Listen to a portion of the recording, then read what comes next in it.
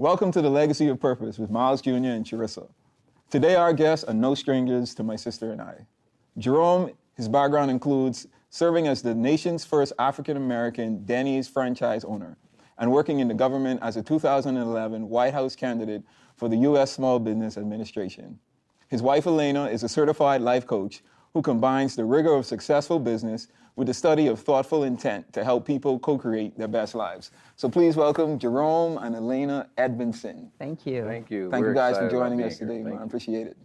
So Jerome and Elena, thank you so much for joining us. This is our Valentine's Day special. Oh. And so we know that you guys have been married for 30 years. 30 years. And so we thought that just that alone would be a very good fit to kind of let us know about what married life is for 30 years. You know, mom and dad Yes. has been married for 30, I think it would have been 34, 35. Yeah. And they had a really, really, really good marriage. And I know the two of you had watched and learned from them. So Jerome and Elena, let us know, where did you guys meet? Well, actually, I went to interview for a job. And during the interview process, this gorgeous young lady walked out and was going to the bathroom. And on the way back, I'd finished my interview and I said, "You think you can help me get a job?" And she said, "Yeah, I'll put in a good word for you." And life as it be, I started working there. And as they say, the rest is history. So we started work together. She was chasing me around the office, you Now know. you can tell the truth. Chasing me around the office. But, you know, it was really, I think it was a love at first sight thing. Wouldn't you say? Almost. Almost. And do you feel that you were ready when you got married? Ready? Absolutely. Yes. I was 24 and he was 22, but I feel like I was ready. He probably not, but Well, it wasn't, you know, my grandmother raised, you know, me. So I did not want, you know, our life to be like I grew up with no mother and father in a home. And, you know, when we got married, our youngest son, Aaron, was inside, you know, and so Alina and I, young, we just said, hey, you know, we have nothing to lose, baby. Let's just go forward and make this happen. And 30 years later, marriage is still a good thing, and we did a great job, and we love each other just as much today as we did 30 years ago. Amazing, amazing. You know, sometimes people get married for the wrong reasons, you know, for age, sex, they want to have kids, or you think you can get someone to settle down with you who might not be ready to settle down. You know, marriage is the merging of two histories. You know, the families, the cultures, all of that is what marriage is about. Love that can withstand anything, but most people aren't ready for that. You know, we live in a microwavable world where people want things instantly, you know, and it's the cause of so much divorce with marriages in the world that we live in today. But we have to take this vow of marriage, you know, that when we say, until death do us part. So, you know, I want to go to my dad's segment on marriage, the sermon that we're going to preview today. I want to thank you guys again for being with us. You guys are going to stick around with us throughout this marriage whirlwind that we're going to have. So you guys enjoy the sermon today. The Kingdom Citizenship Success Laws of Marriage. If you are not married, you're going to be glad you're not married. And if you are married, you are going to learn how to stay married. If you've been divorced, you'll probably understand why it happened. So listen carefully today. It covers everybody. I want to focus today on the Kingdom Citizenship Laws of Marriage. We want to rediscover the authority of the marriage covenant. This year, our theme is Kingdom Citizenship Authority. In the kingdom of God, which is a country, you are a citizen if you are born again. A citizen must live under the authority of the laws of their country. And so what we want to do in this series is to show you the kingdom's laws concerning marriage. As a citizen, you are obligated to be under God's authority in all areas. I want to begin with what I call the paradox of marriage. And some of you in this room will say amen when I show you the paradox. Here's some paradoxes of marriage. Number one, marriage is the greatest attraction, but also the greatest distraction. Everybody seems to want to get married. At least most of us have a desire to get married.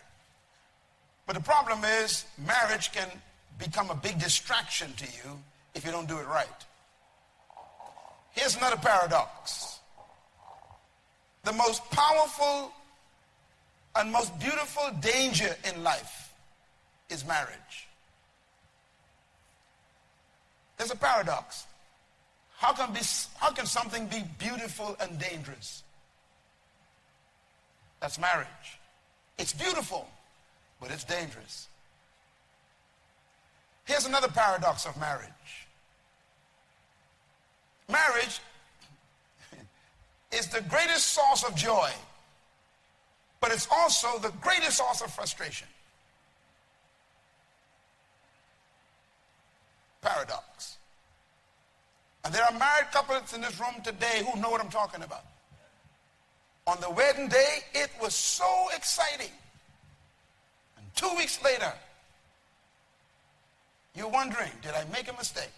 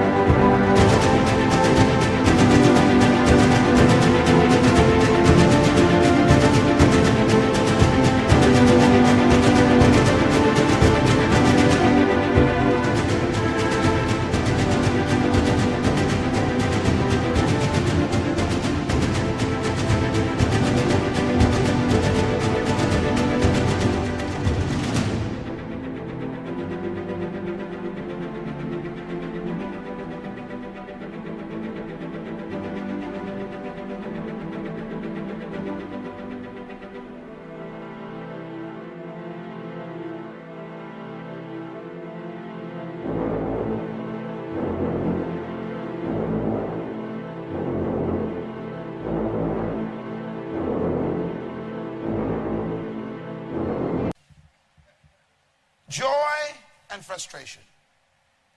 Another paradox.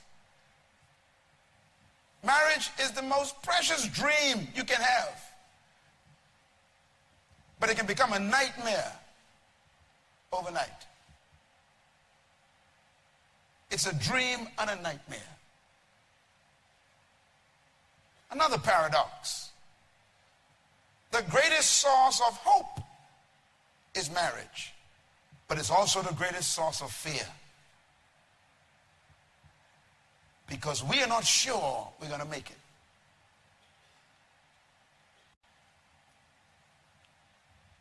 No one gets married free of butterflies. No matter how much you think you are in love, when you got to walk down that aisle, your question is, am I going in the right direction? Am I doing the right thing? Do I know what I'm doing? So here is my conclusion. Marriage is an option given by God. What do I mean by that? First of all, marriage was created by God. It is His product.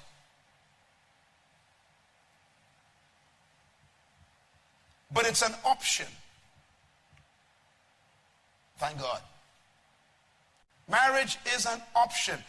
What does that mean? It means that marriage is not necessary for an individual to fulfill God's will for their lives.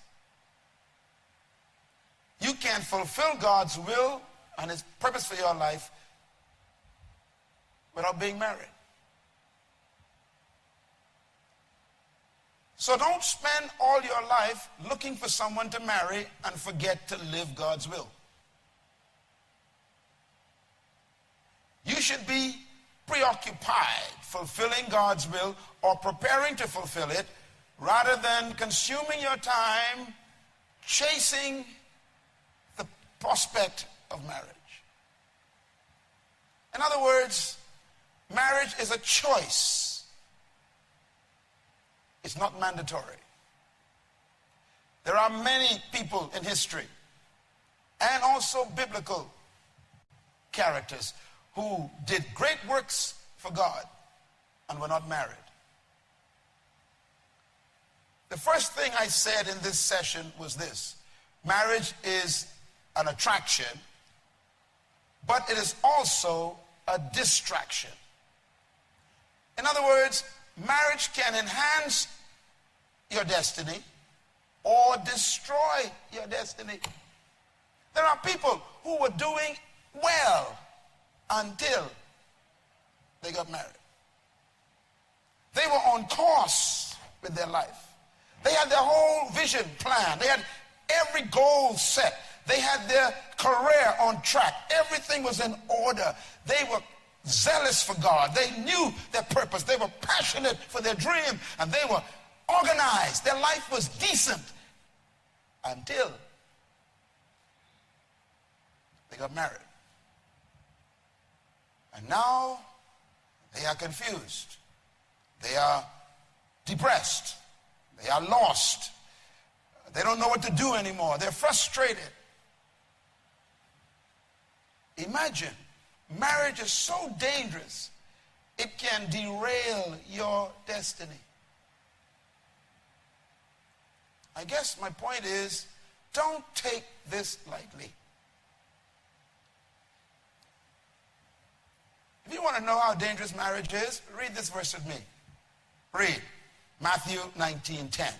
The disciples said to Jesus, if this is the situation between husband and wife, I'm talking from the Bible now, the disciples told Jesus, then it's better for a man not to marry. They got a revelation of how complicated it was that day. They said, hey, stay by yourself. They were instructed by Jesus, and their conclusion was, this is dangerous.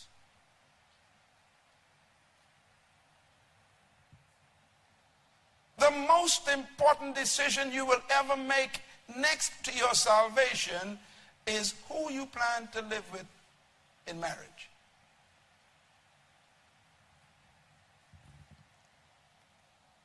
I heard in the past people say, the most important decision you'll ever make is to buy a house.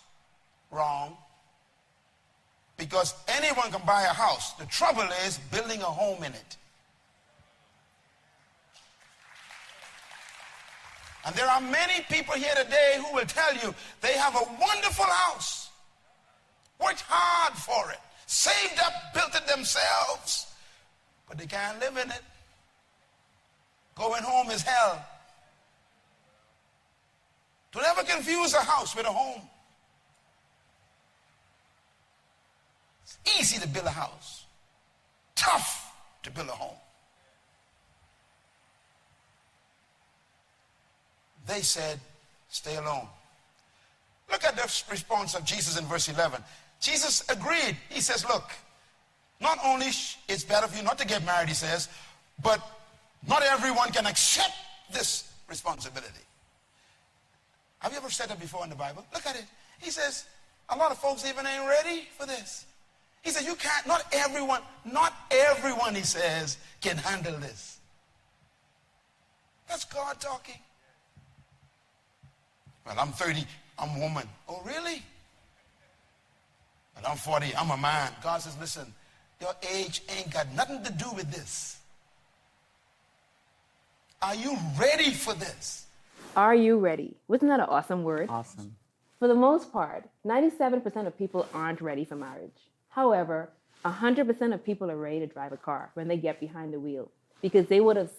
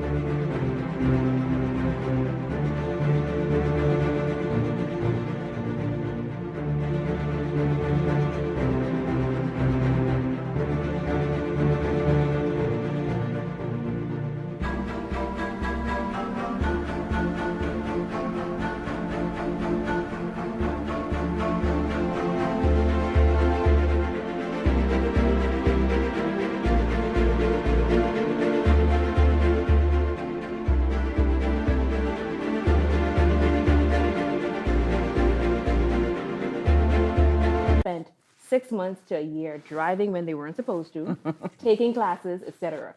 Yet we prepare extensively to drive the street more than we do for our marriages. We put time and energy and effort in learning the ins and outs about cars, road signs, and so forth than we do in our marriage. So the question is, are you ready? And that's why I asked you earlier, are you ready? Were you ready? You know, if someone were to ask me now, am I ready for marriage? I'm ready for this moment. You're ready for the next step, whatever that means. And then you get prepared, and then you learn, and then you just keep going from there, from one level and one phase to the next.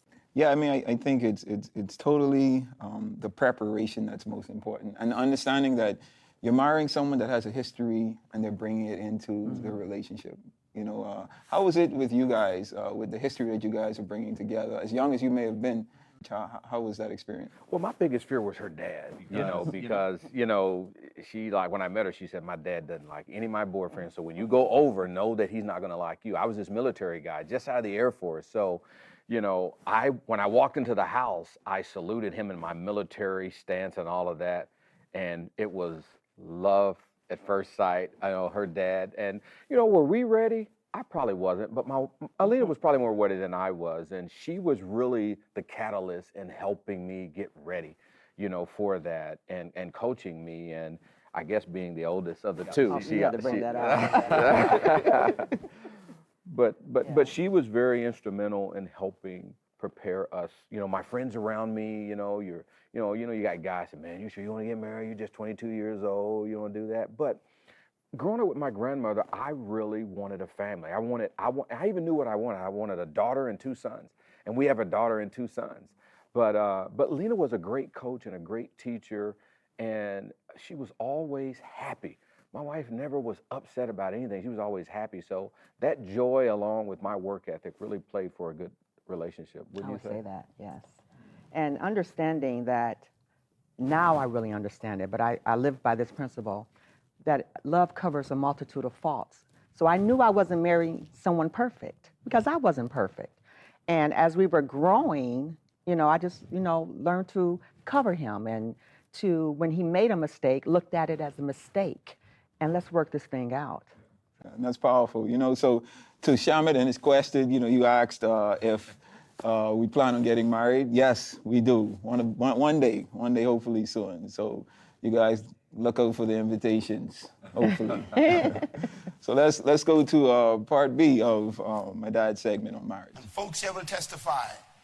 No matter how smart you are, marriage will get you. All your degrees mean nothing when you get into marriage. Sometimes I become very intrigued when I meet a psychologist, a PhD, who's been married 3 times. And I'm thinking, I'll never come to you for counsel. Because they think that their education equips them. You ain't no man because you're 40. You's man when you can live with one woman for 40 years. Then you's man, but you's man. You go through her hormonal changes. If you survive her flashes, oh yeah. If you survive her saying, don't touch me, if you survive that, you's man now, you's man. You ain't a man because you're 40. Arturo, keep looking at me, okay? Don't just keep looking at me. Protect yourself, brother. Jesus says, look, not everyone can accept this. Listen to him. He says, not everybody ready for this. In God's country, you got to be ready for marriage. And age is not the qualification.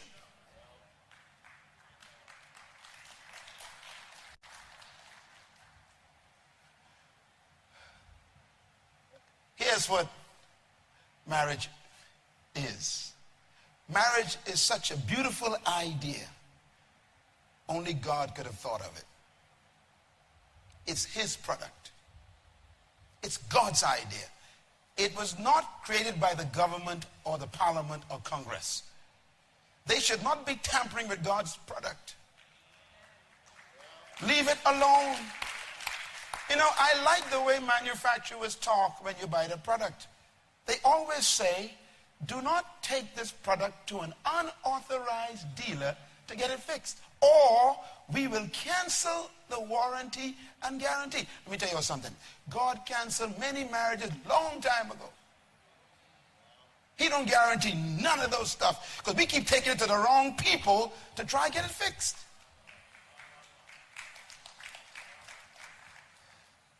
And some of you sitting here today, you are going through silent pain because you thought this product could be fixed by the registrar's office. Or maybe the courts can handle this for me. And you wonder, how did I get such pain? It's God's product. Let me give you a quick perspective of marriage.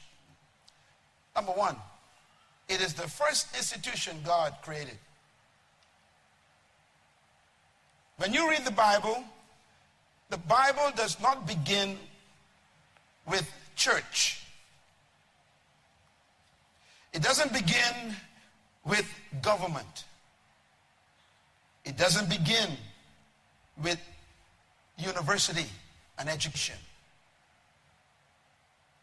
The first institution God created was marriage. That's important.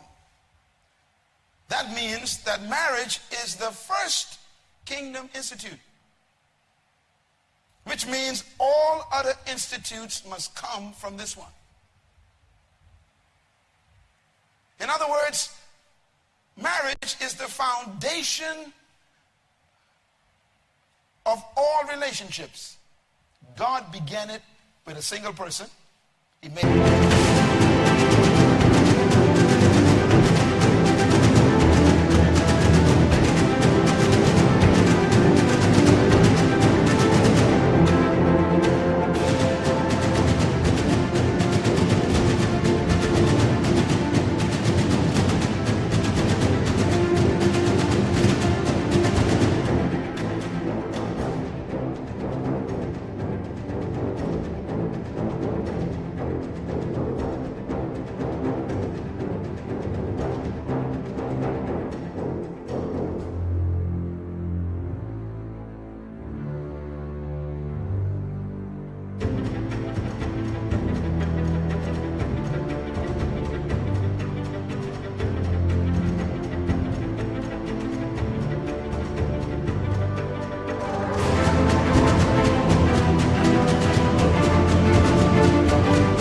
Adam first. He gave instructions. And so the kingdom of God begins with a single, meeting a single, and they create an institution.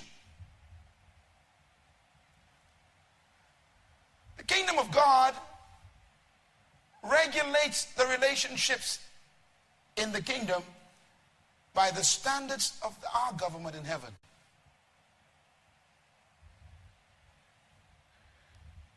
I remember I had an old car. Pastor Richard Dem used to call my old car the Green Hornet. You remember that green car I had? Don't laugh at me. I know you used to remember that car, right?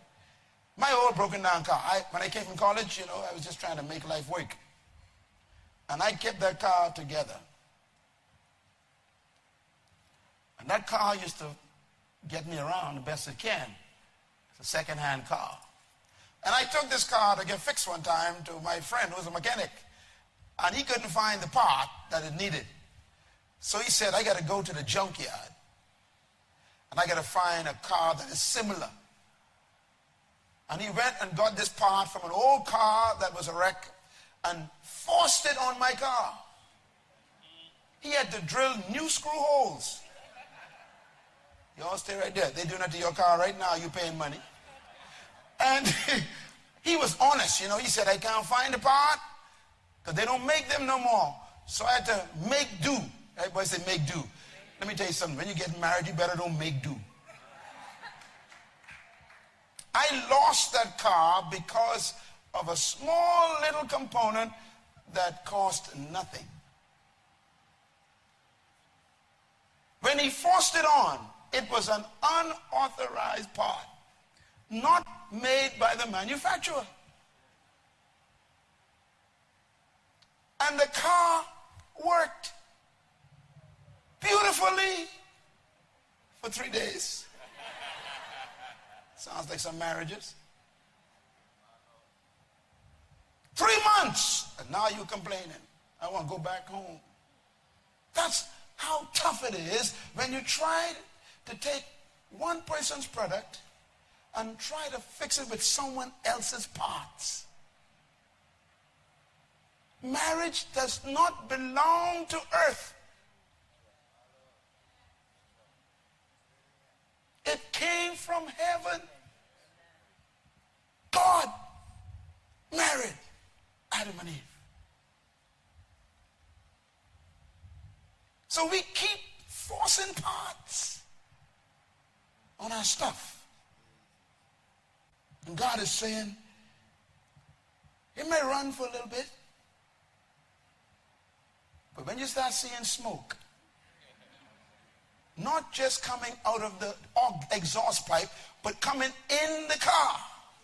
That's where the smoke started coming. I'm like, where the smoke coming from? It started filling. I couldn't breathe in the car. Sounds like some relationships. I can't breathe in this house. I need some air. And you want to get out. God's institution is only successful by heaven's standards. So write this down, please. A successful marriage is only possible within kingdom culture. It must be within kingdom culture. In other words, God's product must be within his specifications. For example, God made a man and a woman. We're trying to experiment lately.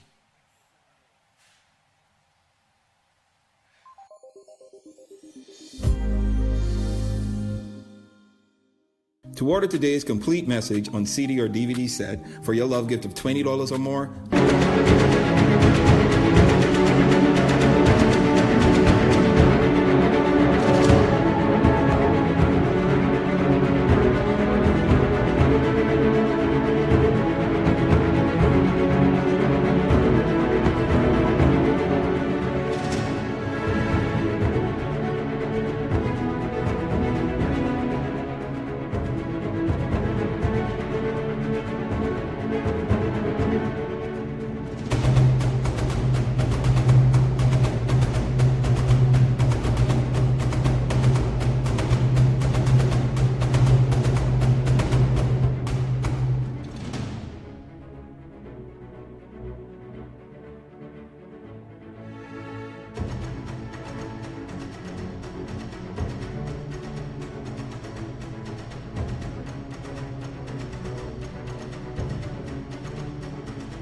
please visit our website, monroeglobal.com, or call the number on your screen. Or for a love gift of $70 or more, you can get today's package deal, which includes the Kingdom Laws for a Successful Marriage CD or DVD set, plus the accompanying books, The Purpose and Power of Woman, The Purpose and Power of Men, The Purpose and Power of Love and Marriage, and Miles Monroe on Relationships. Call the number on your screen today. Our team is standing by to assist you. Well, thank you for joining us again on The Legacy of Purpose with Miles Jr. and Charissa.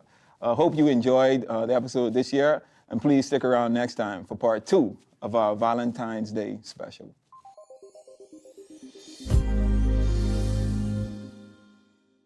The Monroe Legacy Gala. It's slated for this year, July 22nd, in Nassau, Bahamas. It's the primary fundraiser for the Miles and Ruth Monroe Foundation.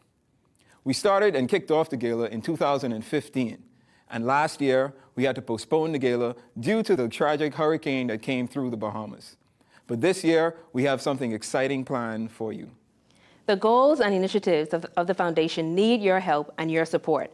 And the gala is a place for each and every of our supporters to come together, see and meet people, and get to know one another so that we can network. We look forward to your donations, we look forward to your contributions, and we look forward to you just praying and fellowshipping with us. If you're interested in coming to the gala July 22nd of this year, please visit the website for more information. We hope to see you there. About a year ago, God put a figure in my head of an amount that he was going to bless my family and I with. Now, hearing this word from God, I automatically thought that it was something that he was just going to give me. I knew that God was all about timing and patience, so I never worried about it, but I always kept that word in the back of my head. Now, fast forward about 12 months, and I was going through some business decisions that I had to make and was concerned about some financial things that I hope came to pass. And then I was reminded about the word that God gave me. It took me back to the parable of the talents and how God gave each of us resources and how he blesses productivity. We can be promised wealth and prosperity, but God rewards productivity. You keep complaining about how poor we are, but we disregard the wealth around us, the different resources we possess or have access to. I have recommitted myself to being productive and not wasting my time waiting on wealth. I have decided to pull my wealth from inside of me. What are you doing?